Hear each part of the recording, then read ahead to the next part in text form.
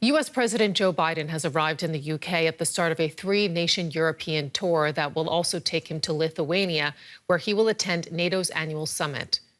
Russia's war in Ukraine will top the agenda at the summit, which is taking place on Russia's doorstep. Now, President Volodymyr Zelenskyy of Ukraine has been touring European capitals as well, seeking support for Ukraine's bid to join NATO. But the alliance remains divided on how exactly that might happen.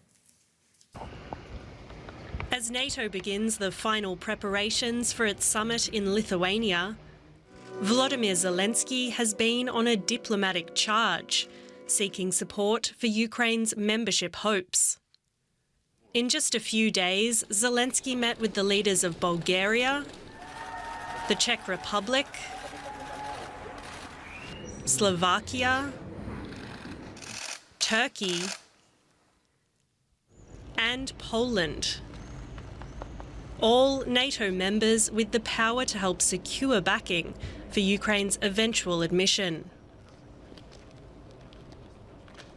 It's all a matter of political will, just to find the proper wording and invite Ukraine. It would be an important message to say that NATO is not afraid of Russia.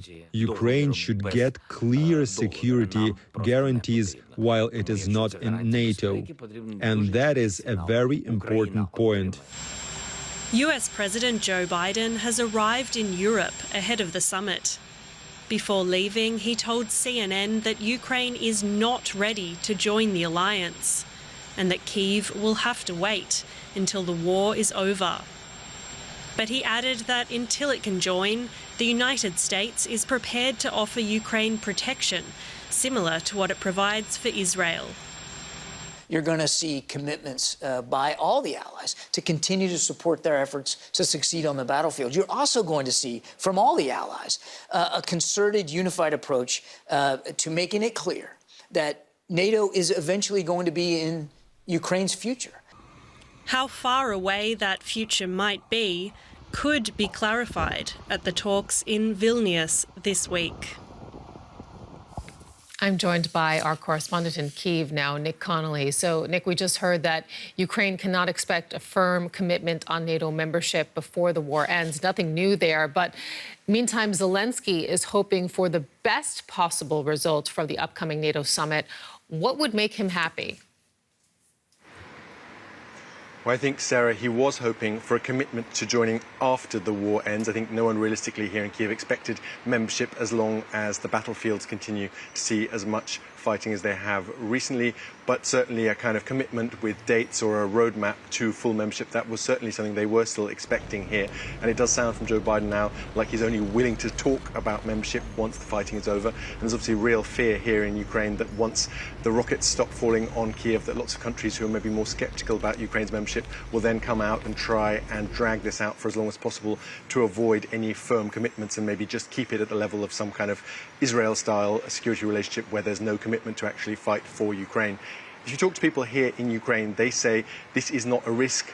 Bringing Ukraine to NATO will actually decrease the risk of any conflict with Russia. Leaving that ambiguity there, leaving that kind of openness, allows Vladimir Putin to tell his people in Moscow that the West isn't really fully committed to Ukraine, that a new president in the White House or a new economic crisis, say, in Europe would distract the West from Ukraine and would allow him to actually achieve his goals here in this country, and that by actually making that commitment, that would actually put Russia off for good. It would make it clear that basically Ukraine is off limits. So there's certainly a lot of lobbying still going on from the Ukrainian side, and a real fear here that, as seen from a Ukrainian perspective, there's going to be a kind of loss of nerve on the western part, that for all of Russia's failures on the battlefield, there is still that residual fear of Russia's power to escalate. Nick Connolly in Kyiv, thank you. And before President Biden joins the NATO summit tomorrow in Vilnius, he will meet today with British Prime Minister Rishi Sunak for bilateral talks. More on that now with Birgit Maas, who is covering that from Downing Street. So, Birgit, what can we expect from Biden's visit?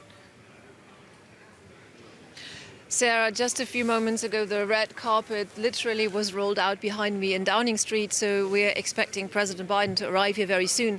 He is here at the invitation of King Charles, who he will be meeting later on in Windsor with a big ceremony that's expected Then they will have talks with business people and entrepreneurs on climate finance.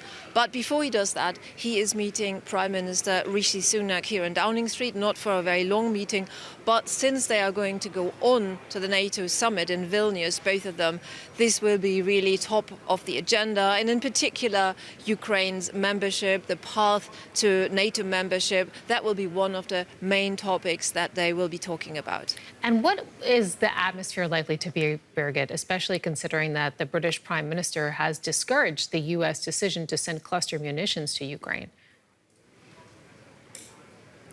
The relationship between the UK and the US is always very proudly here in Britain seen as something very special. It's something that people across the political divide really hold very dear, and it's been stressed also before this visit of President Biden that it's still very, very strong. It's also the fifth meeting that they are having within as many months, so there is a clear communication between these two world leaders. However, there are also differences, and one you have mentioned is about cluster ammunition, where President Biden has said over the weekend that he took what he said was a very difficult decision to deliver cluster ammunition to Ukraine. It's ammunition that's particularly dangerous for civilians, but something that Ukraine had been asking for. The UK, on the other hand, is bound by an international treaty that they have signed. The US hasn't signed. That is a ban on cluster ammunition. So that's one difference. But the other one, the really topical one, is also about Ukraine's path to NATO membership. President Biden is more cautious. As you mentioned in the report, he said over the weekend that Ukraine is not ready to join in the middle of the war.